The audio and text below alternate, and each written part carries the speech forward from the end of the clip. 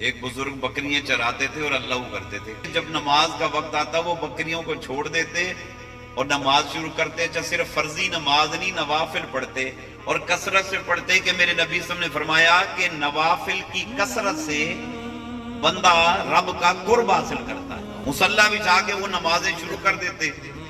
ایک چور کو اطلاع ملی، وہ بڑا کوئی پکا ٹھکا چور ہے، اس کو اطلاع ملی یہ جو اللہ والا ہے نا، یہ درویش ہے، نماز کے وقت مہویت میں کھو جاتا ہے، اس کو ہوش ہی نہیں ہوتا، بکریاں چھوڑ دیتا ہے. وہ پہنچا، اس نے کہا موقع تلاش کر کے اس کی بکریاں جتنی ہتھے چڑھ جائے لے جاؤں.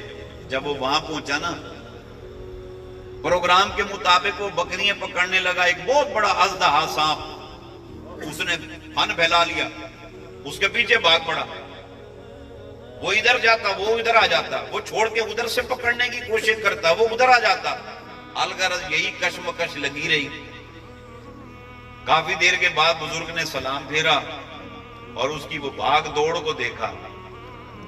وہ تھی پاج پاج لگی ہوئے تو کہنے لگا واہ واہ، بڑا تو صوفی بنا پھرتا ہے، تجھے اللہ پہ اعتبار ہی نہیں ہے، تجھے ایک سانپ پہ اعتبار ہے، سانپ لا کے تو نے کھڑا کر دیا ہے، تو کوئی بندہ ہے؟